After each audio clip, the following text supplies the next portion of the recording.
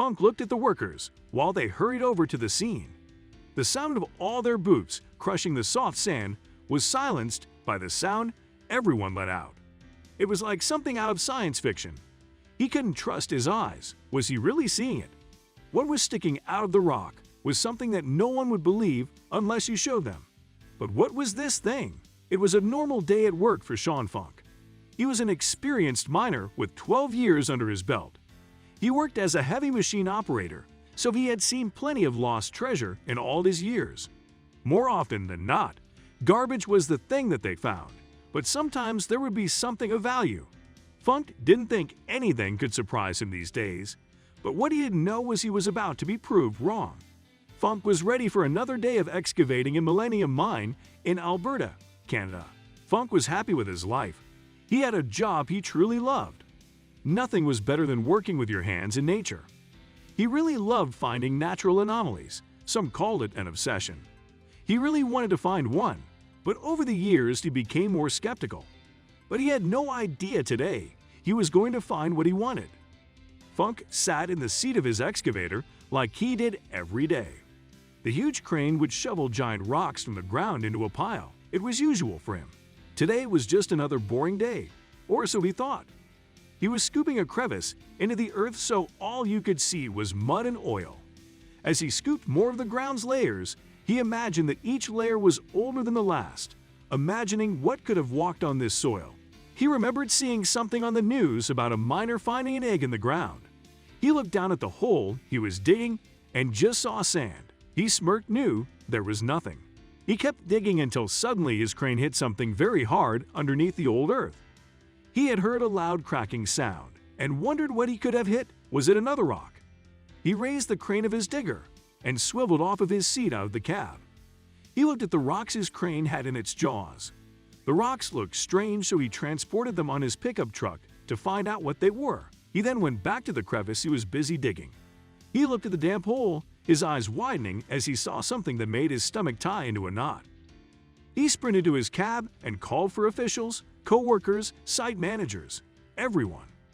As he looked left and right, he noticed that there wasn't anyone close by. There was one digger at the distance, working on its own soil. That was too far away. He had to act now. After finding the narrow crack that was widening, Funk grabbed a shovel from his truck and hurriedly started digging. He felt like a strawman as otherworldly energy came to him. Even with his newfound strength, he needed some backup.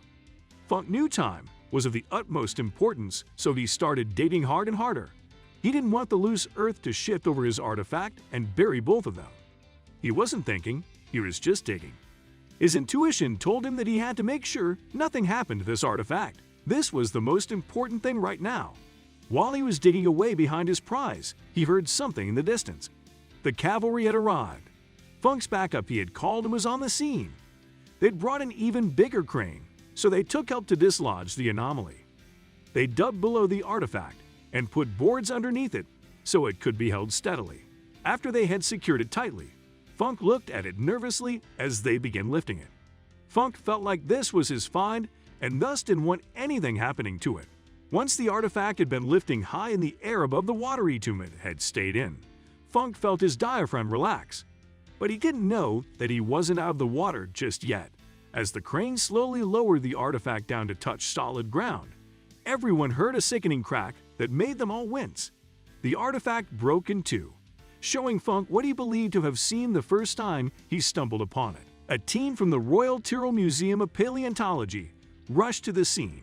Funk watched as their eyes popped in shock and amazement as they realized what they were called for.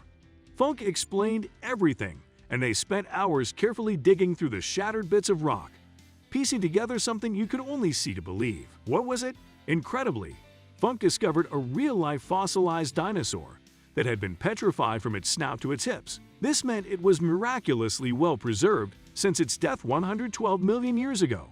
Not only did it have teeth and bones, but also its skin and remnants of its intestines, a phenomenon as rare as winning the lottery. How? Scientists speculate that the unlucky dinosaur died and ended up being swept into the river by a big flood. It was kept afloat by gases in its body, which washed its belly of carcass far out to sea. After a week or so, The carcass burst and it sank back first into the ocean floor. Minerals seeped into the skin and armor and supported its back, which immortalized its form as tons of rock piled on top of it. Researchers from the museum and all over the world worked tirelessly for 6 years to test, preserve, and prepare this dinosaur's remains while piecing together his unbelievable story. Scientists concluded that this dinosaur was a four-legged herbivore, covered in armor-plated skin and spikes with a long tail. It was a brand new discovery of species called a nodosaur. In its petrified state, the nodosaur weighed about 2,500 pounds, which gives scientists a reasonable idea of how much it weighed when it was alive. They estimate that the nodosaur weighed in at around 3,000 pounds. This means that the nodosaur would have been a fairly solitary creature when it roamed the land 100 million years ago. The miracle of the nodosaur's perfectly preserved remains still baffles scientists, especially after its rough and long journey to its final resting place. Exactly how this preservation occurred was still a mystery to experts. All they were able to determine was that it had to have happened quickly, because the nodosaur had lain undisturbed for millions of years after it had been covered by oil. Due to the nodosaur's pristine condition, scientists were able to use modern X-ray scans to see what was inside the dinosaur's tough exoskeleton. They were able to see its bone structure and even inside the inner chambers of the beast's stomach. That's just how well preserved this find was. Nobody could believe it, least of all the man who found it. The nodosaur is now on display at the Royal Tyrrell Museum, and scientists are still studying its remains as they continue to learn more about the prehistoric era of dinosaurs. As for miner Sean Funk, he gets to say that he played the leading role in one of the most significant dinosaur discoveries in the world at work. And scientists were still not done with this find. In early 2019, scientists were still studying the nodosaur and its scans to continue to learn about dinosaurs in general, as nothing like this had ever been found before.